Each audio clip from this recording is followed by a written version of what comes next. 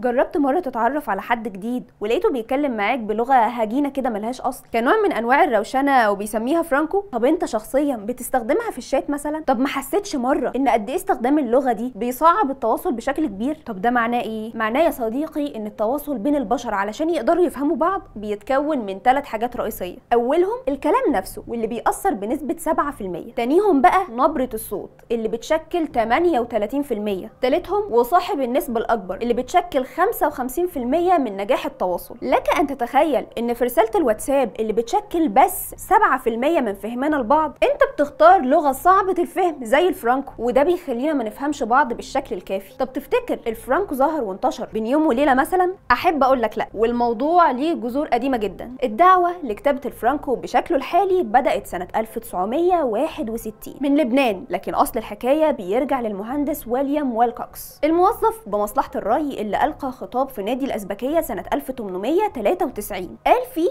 إن المصريين ما يقدروش يخترعوا أي حاجة ولا يتقدموا في حياتهم طول ما هم محتفظين بتعليم اللغة العربية، وإن أوروبا تقدمت لما تخلت عن اللغة اللاتينية وسمحت لكل الشعب يسجل أدابه باللغة الأم الإنجليزية أو الفرنسية أو غيرها. وعلشان ينشر فكرته ترجم والكوكس بعض أعمال شكسبير باللغة العامية، وطالب بتحويل كل أعمال العرب القديمة باللغة العامية بما فيها أشعار الجاهلية ونصوص الأدب. ومن التاريخ ده بدأ الهجوم على اللغة العربية والدعوة لكتابة كل شيء باللغة العامية، واجهات المحلات والصحف والكتب وغيرها كتير. وكان من مؤيدي الفكرة دي قاسم أمين إن اللغة العربية مرت عليها قرون وهي واقفة مكانها، بينما اللغات الأوروبية بتتحول وتترقى وترقي أهلها في الآداب والعلوم. وطالب بتسكين أواخر الكلمات وحذف قواعد الجزم، الفتحة والكسرة زي اللي بيحصل في اللغات الأفرنجية. بعدها أصدر ويليام ويلمور أحد قضاة محكمة الاستئناف كتاب بعنوان The Spoken Arabic of Egypt، بيشجع الأجانب على نشر أبحاثهم باللغة العامية والمحلية، وبيدعو فيها المفكرين المصريين بالتبشير باللغة الجديدة. وبعدين نشر كتاب من 400 صفحة فيه كل المرادفات بالعامية واللي يجب استبدالها أثناء تغطية أخبار مصر في الصحافة، وأطلق عليها اسم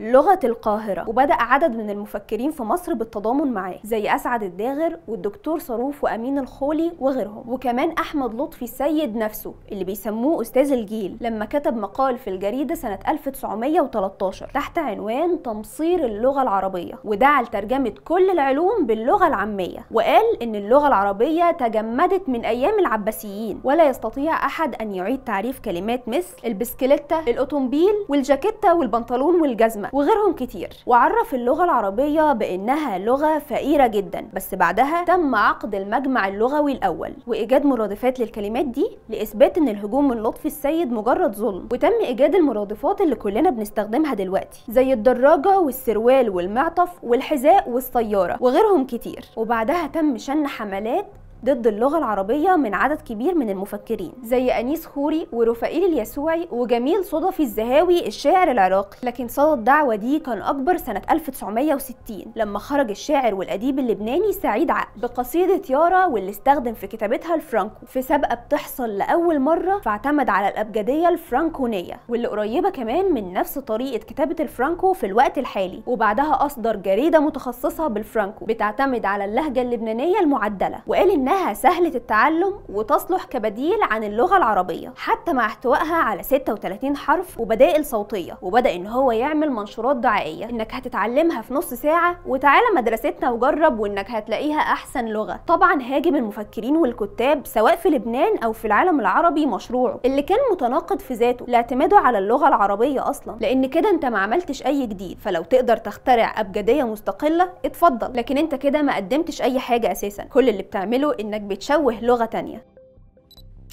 الغريبة إن يارا هي القصيدة الوحيدة اللي نشرها بالأسلوب ده، كتب كل أشعاره بعد كده باللغة العربية. والأغرب إن الشاعر اللبناني عقل هو صاحب أغنية زهرة المدائن اللي غنتها فيروز، ومع ذلك فضل من أنصار الفرانكو ومن أشد الداعمين ليه في موقف متناقض مع الذات. ومات عقل في 2014 في نفس الوقت اللي صعدت فيه موجة الفرانكو وقعدتها للواجهة في العالم العربي تاني. دلوقتي بعد ما عرفت قصة الفرانكو، تفتكر استخدام اللغة دي سهلة للتواصل بين الناس ولا كانت سبب في سوء فهم بعضنا البعض؟ وهل فعلا استخدامنا للغة العربية كان سبب في تعطيل حصولنا على العلوم وتطويرنا، ولا دي مجرد حجة لمحو الهوية؟ ايا كان رأيك ايه، بس الأكيد انك ما بتحبش الفرانكو.